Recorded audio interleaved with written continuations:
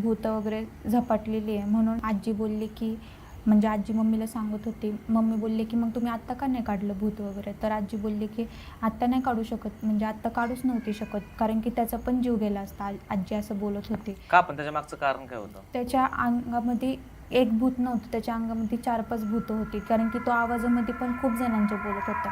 म्हणून आजी बोलली की "आत्ता काढलं असतं तर त्याचा जीव पण गेला असता." बरोबर, कारण की ताकद होती ना त्याला हां, जास्त. त्याच्या अंगामध्ये भूतांची खूप ताकद होती. म्हणून आजी बोलली अमावास्या पौर्णिमेला जेव्हा त्यांच्या पण अंगामध्ये येत असेल ताकद तेव्हा मग त्याला घेऊन म्हणजे मम्मी बोलली की "ठीक आहे" वगैरे. मग आली मम्मी घरी. मग आम्ही पण मम्मीच्या मागं आलो.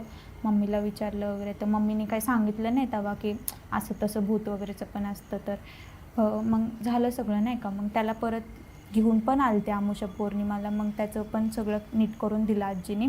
तेव्हा पण आम्ही तिथंच होतो. मग बघितलं, लांबूनच बघितलं, जवळ तर नव्हते येऊन देत. पण त्याचं सगळं मग ओके झालं होतं नाही का तेव्हा, की तो पूर्ण क्लिअर होऊनच बाहेर निघाला.